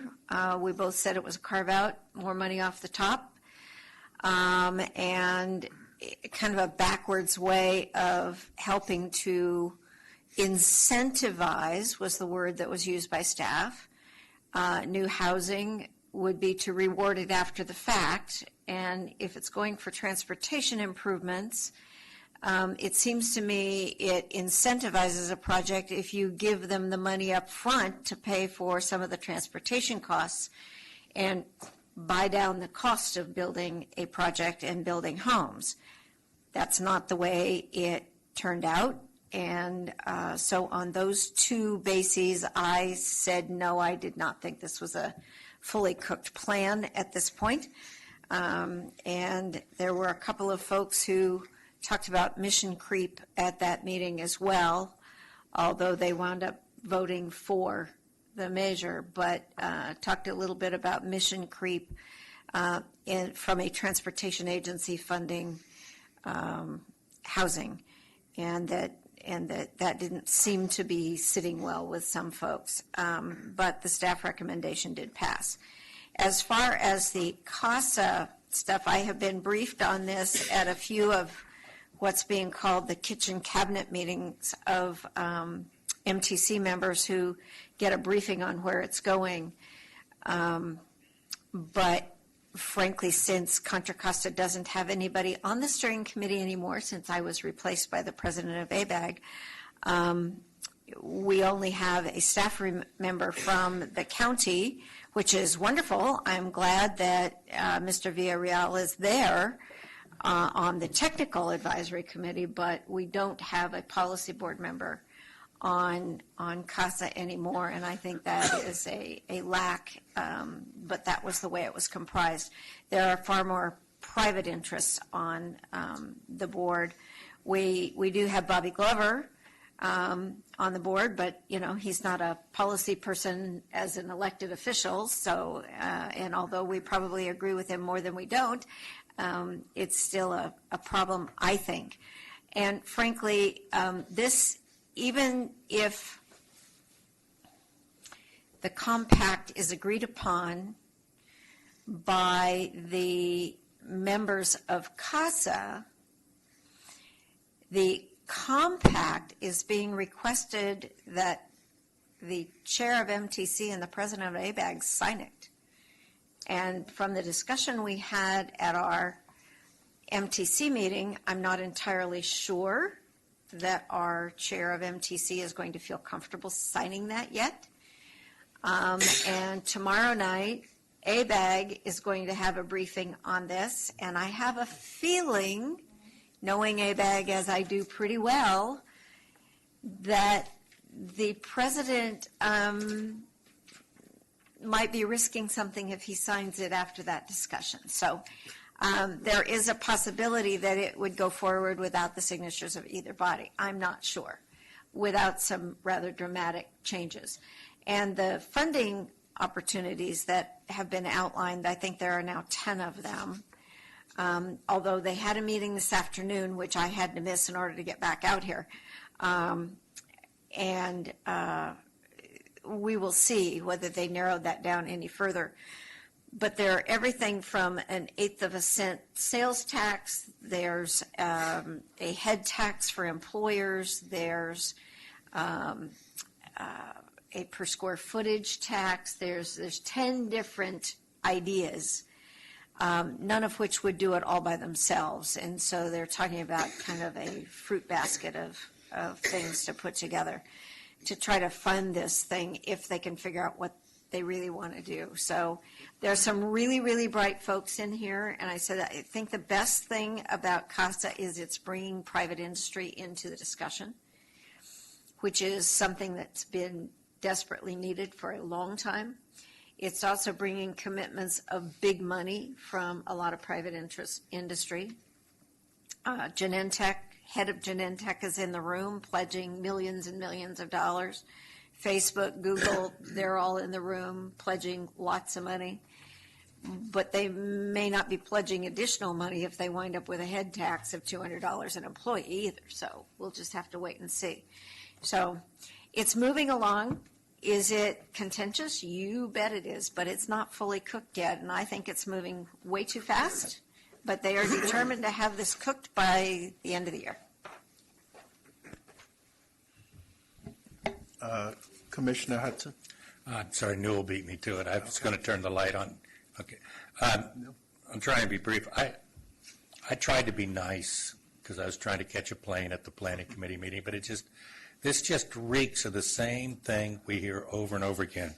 Mess up, don't do your housing that you're supposed to for decades. Not that I'm saying anything bad about San Francisco. But San Francisco's got the same population it had when I was in high school. They didn't do anything except build the jobs. Now, they're being rewarded because you look at 2015 to 2017. I mean, I've got the planning for affordable housing in Bishop Ranch going on, but none of it's been done, so we don't get anything. But we're going to give 50% of the money to the 3 biggest bubbles that we showed at ABAG early in the year for people that aren't doing their job. Oakland's supposed to hit their numbers in 2365. I mean, so let's throw money at them. I don't know who's doing this at CASA, but this isn't going to do it. But I'll tell you what, if you want to do all those suggestions, the 8-cent sales tax and everything else, and another Scott Wiener pilot program for 3 cities, like keeping the bars open till 4, Oakland, San Jose, and San Francisco, sounds great to me. But outside of that, this is terrible. Affordable housing, not very low, not low, just affordable housing. Well, low and very low, and somebody asked for extremely low. Well, they're going to have to prove to me that they've hit the numbers, because San Francisco, if they're doing very low, they're hiding extremely well. Anyway. To me, this thing's really off base wherever it's headed. Commissioner Pierce? No, I think Newell was first. Oh, I'm sorry. No? Thanks. I think I agree with Dave. Really? Yeah. And I tell you, on several levels, we're a transportation authority. And God knows that we see the connections between development and that, and we were one of those first agencies to do this. But you know, what's really on this, the question before is there's $76 million that's being, basically, that's transportation money that's going to go to housing. Is that going to help? Transportation improvements for us. Yeah, right. But it's still, and being somebody who's in the business, you know, developing a high-rise 500-unit, 25% low income, 75% luxury housing unit in San Francisco, this is only going to make landowners wealthy. This won't affect anything. This is totally the wrong approach, and it makes everybody feel good. Let's tax, let's get some money, let's do this. It won't solve the problem. Our problem is we have too many people going to 1 or 2 or 3 places. Why? Because there's a perception. It's like wearing, you know, I like my Italian suit. Everybody wants that Italian suit, and they want to look like that being in San Francisco. It's the dumbest idea we have. All our money goes to San Francisco, San Jose, and one of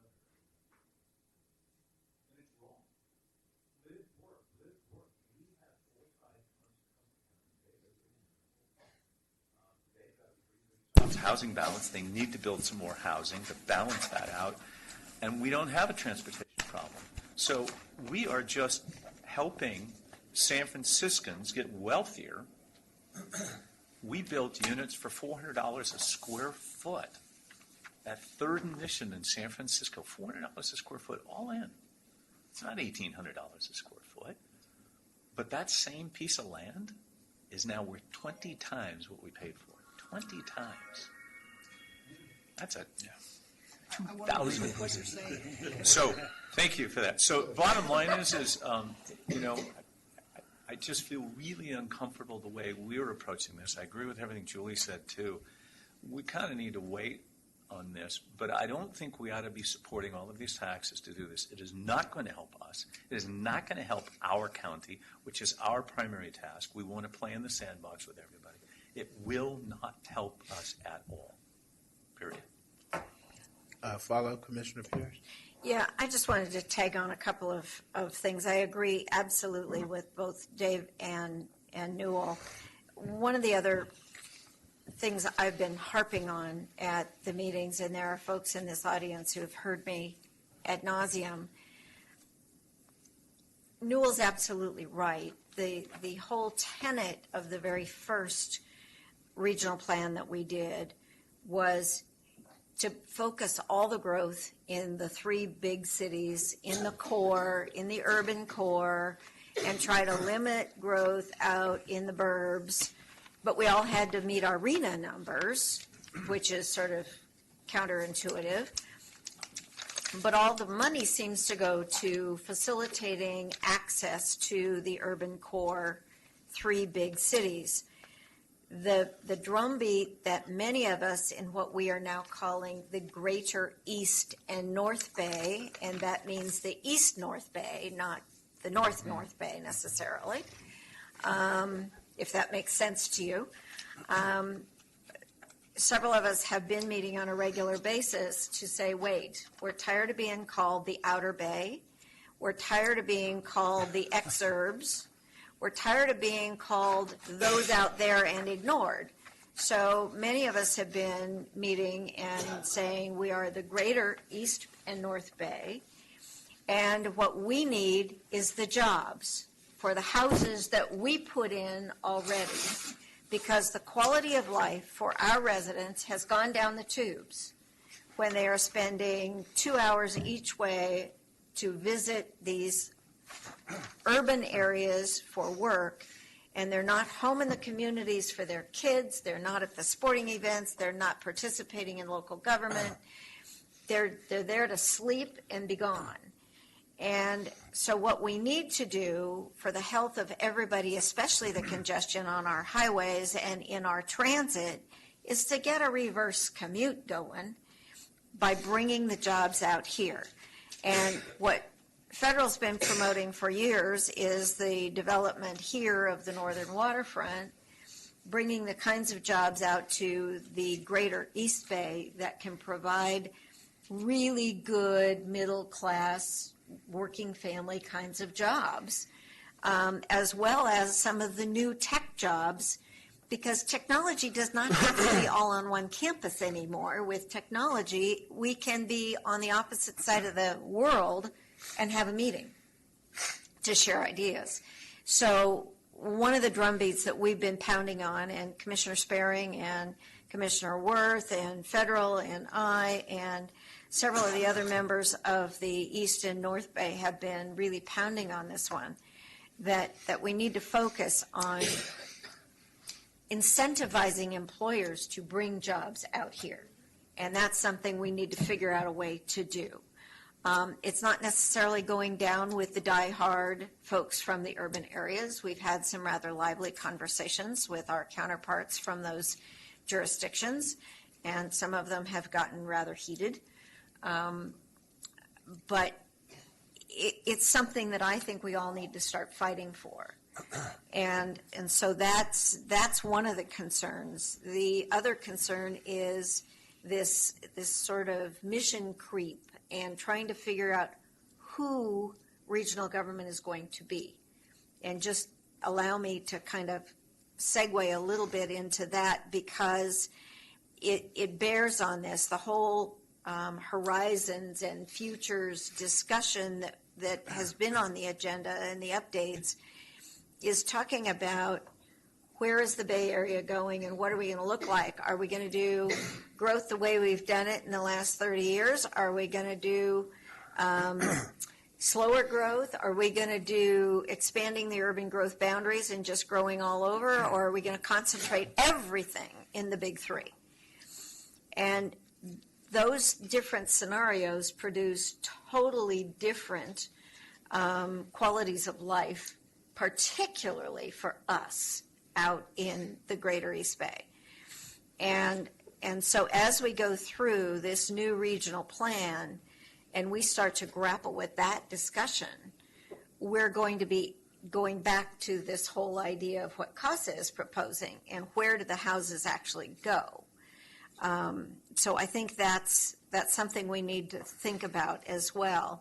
And as I brought this up at the last MTC meeting, the planning meeting last week, is before we even look at starting to merge the two agencies as governance bodies, we have to figure out who we want to be and what our goals are for regional governance and regional planning in the entire Bay Area.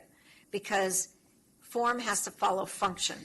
And until we can figure out who we want to be when we grow up, and maybe that's making CASA or a housing authority as a third leg of this regional governance stool, until we figure that out, we can't figure out what we want to be governance-wise.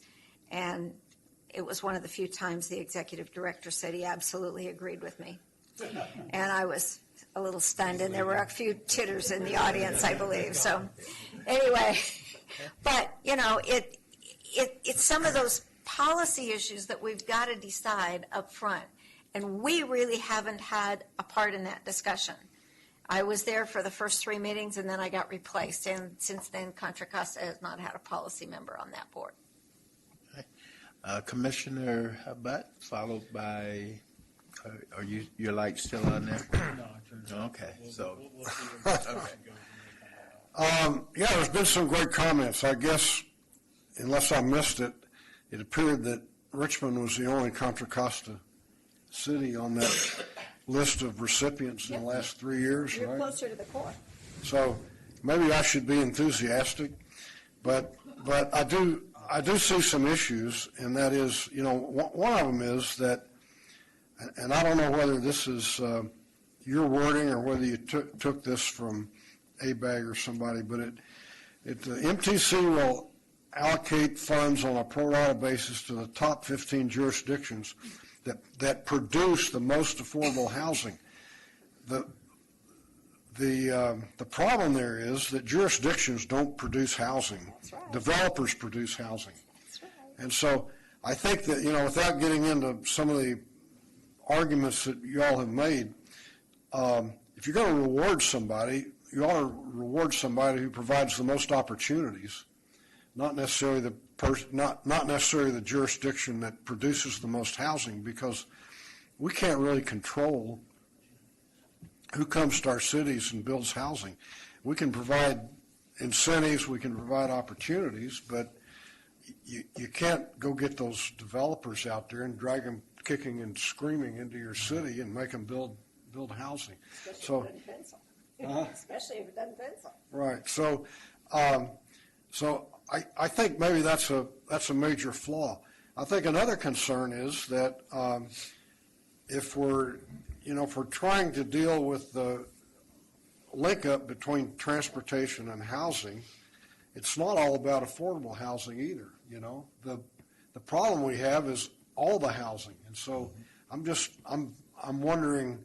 I mean, I could see coming up with some kind of formula, but it's just as important to build high-end housing around the Bay Area as it is affordable housing if you're trying to get people off the roads and get a housing jobs balance. So I guess, you know, I think discussing something like this is really interesting, but I kind of agree with Julie that it's not quite cooked up yet. And a point of clarification, because you said it's awarded to the jurisdictions that build housing. I read this as build housing in PDAs or TLCs. So here I am with Doherty Valley, we are with Doherty Valley, and we keep building out there, no credit. Something's wrong here. And it's not even a percentage of your arena, it's Right. total numbers. And some of us who have small numbers would never compete anyway. Right. Okay, My Commissioner Roman? yeah, my concern is the incentive program rewarding cities that build more. It's kind of backwards.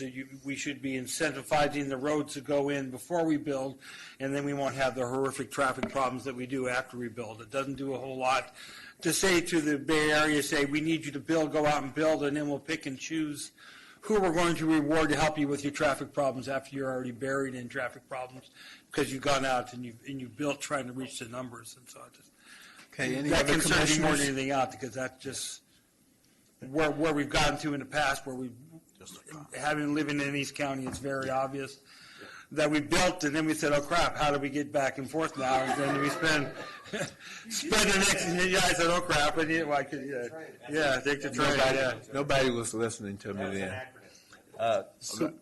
Just a novice comment.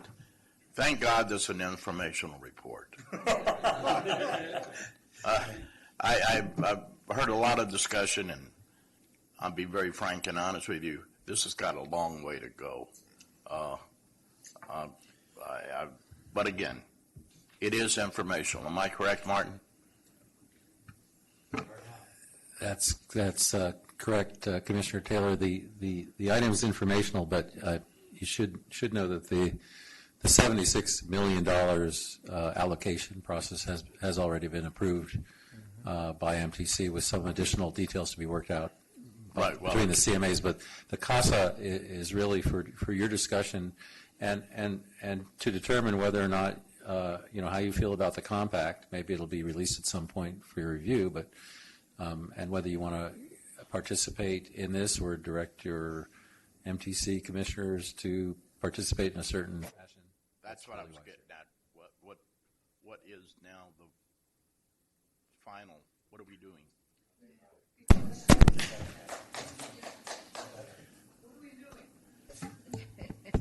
Well, I think that the MTC commissioners here and those not present, we understand. And so as we enter into dialogue, you can rest assured that the comments stated tonight will be heard across that board. So, okay. All right. Martin, is that it on that issue? Okay. That's it. Thank you. We will move on. Next item is the correspondence and communication. You have the associate committee reports. Commissioners and staff comments. I have no comments. Any other commissioners? Peers? Yeah, I would like to thank CCTA on behalf of all of us who attended the Focus on the Future conference. I think it was Dave and Bob and me and Janet and who am I missing? Amy was there as well, who attended the Focus conference. It was one of the better ones. Our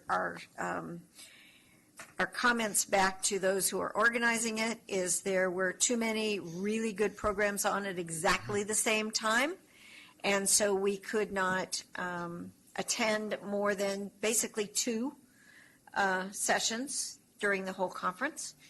And so we've made some requests that they try to schedule more sessions with fewer choices so that we don't have to pick and choose among all the brilliant minds that are there and that we can actually get even more out of it. But for networking, it was fabulous, and we learned a lot. So thank you for sending us all, and that's our report out per law. Okay. Any other commissioners? I do. Go ahead, Commissioner Hudson. Yeah, ditto. Okay. Commissioner Roman. Today in Oakley, we had a presentation. Yesterday, we started up Oakley's advanced traffic management system.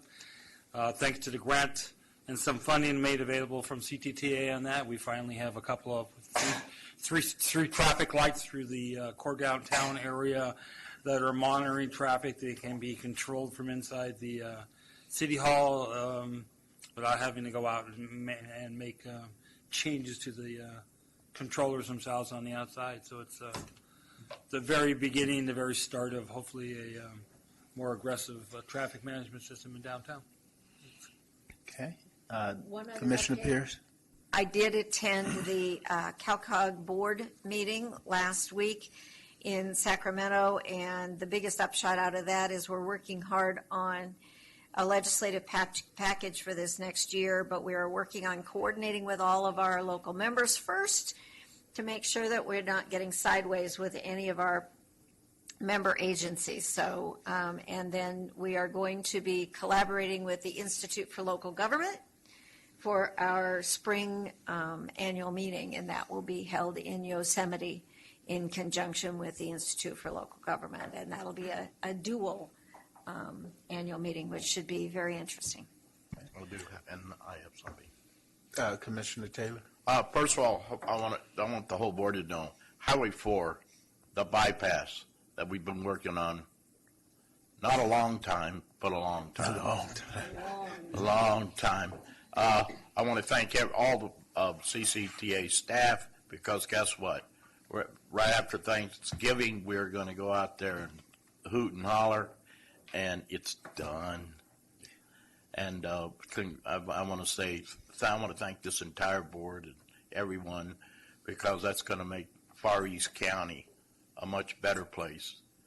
And we do have housing out there, so we have a little bit of property. So I do want to thank everybody, and I know all of you won't come out there right now, but once we start harvesting, you're going to have a drive direct straight through the fields. So Make sure we all get the invite again, the updated. well, I think Lindsay will make sure it gets out. So thank you so much. And I just have one follow-up question. I'll come, Bob, if you wear your turkey suit at Thanksgiving.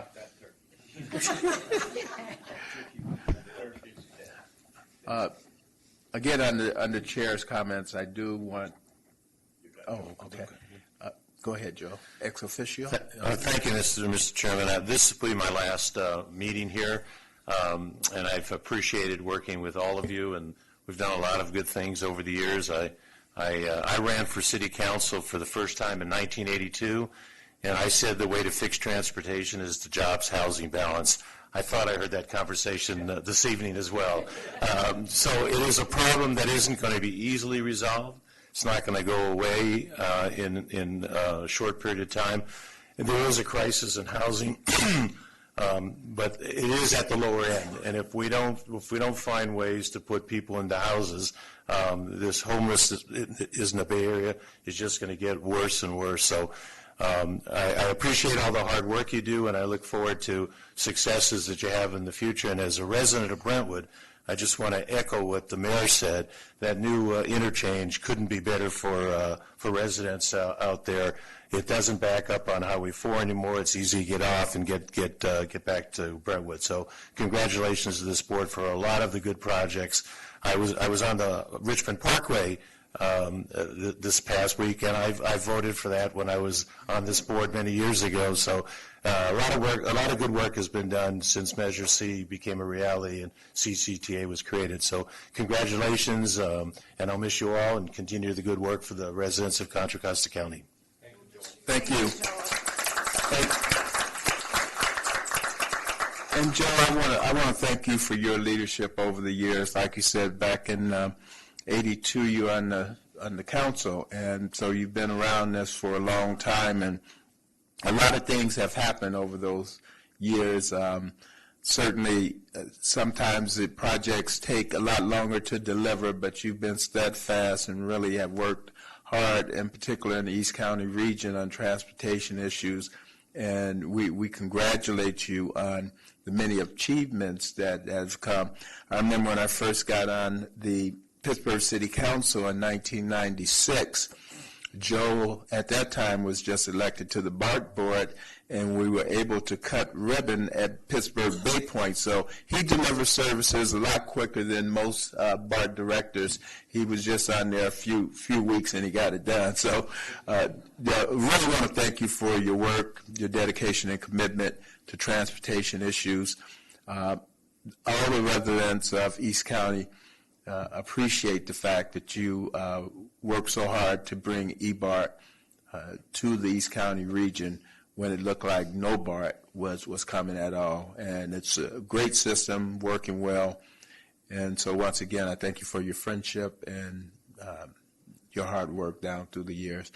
And I do want to recognize all other elected officials who have made it through the election cycle again. Congratulate them on that win, and for those who have served with us that may not have made it, we want to thank you for your service. I do want to acknowledge from my staff an individual who's now a city council member and elect, that's right, and that's Holland White. You see him, and he's participating on transportation issues, working with me. I actually have two council members that were elected from my staff. The other is Dominique Arzano, that used to be with Karen's staff. There you go. There you go. Well, I don't think he did it in a smart way. He ran. but anyway, we have committed young people that are becoming a part of boards and commission, and that's great to see. Dave, you're leaving. No, it's not. What? You know, I dipped my big toe onto the board of the CCTA the last 2 years, so there is no need for tears when I was going to be rotating off the board in any event at our next meeting anyway. So, and in fact, I am currently trailing in narrowly, and there are probably a couple thousand votes that have not yet been counted in Moraga, so we'll see. I spent 3 terms serving on the Moraga Town Council from 2006 through 2018, and perhaps that'll be it. It's been a great run. One could say that I couldn't stand the idea of continuing to serve on in La Miranda if Don Tatson worked there too. So we can blame it on Don. But I think we should also be acknowledging Don because he's here as well. And all right, whatever you are here for. I've really enjoyed getting to know all of you a little bit better. But of course, I knew a lot of you before I got on the board here. This is a great organization. It's really well managed. All of our cities could learn a lesson on management from how CCTA is run like a nice, tightly wound Swiss watch. We really appreciate that. And whatever happens, I had a great run, and I'm leaving office, if I am leaving office, with absolutely no regrets, and moving on to other interesting challenges. We thank you. I met you in your professional career prior to the politics. I've been lobbying a long time. A long time. So I got to know Marc Desaulnier when he was just barely on the Board of Supervisors, a very long time ago. And I've had an honor of working with Don on a number of regional committees for years, and really the type of professionalism that you have brought to the sport of politics have been outstanding, and really you're to be noted for all that great work. He's staying on 3CTA, right? Well, you'll see. Oh, okay. Yeah. I'll be here for a few more meetings until the county connection term on this position ends, and then I'll rotate off. But who knows? Maybe in X years I'll come back. Yeah. We all need to talk to Ellen. He told us that. That'll be the city council. Mr. Hudson. Yeah, I swore I was going to be nice, but I want Joel to know that I actually don't know what the results are in my election, but I was ahead. I thought about you last week, Joel. I went into Don's Casino in Sydney, Australia, and as I went to leave, I headed for the escalator and it stopped, and I just started laughing. I go, not only did I have nothing to talk good about Don's Casino, but there was the escalator reminding me that I won't have anybody to complain anymore to. That was my final gift to you. Okay, with that, this meeting is adjourned. Oh, I'm sorry, executive staff comments. I just have one. And Tim, after that, it can't be anything bad. So just one comment. So Randy Iwasaki and Ivan Ramirez attended the Associated General Contracts of America Awards, and Randy had the honor of presenting the SIR Award to Ivan Ramirez for the amazing things that he's doing with the construction program and really elevating the construction program and the authority to recognized by USDOT and other agencies across the state and the nation. And the SIR Award stands for Skill, Integrity, and Responsibility, and it's one of the most prestigious awards that AGC actually gives out. So another round of applause for Ivan. Congratulations, Ivan. We are adjourned. Oh, that's right.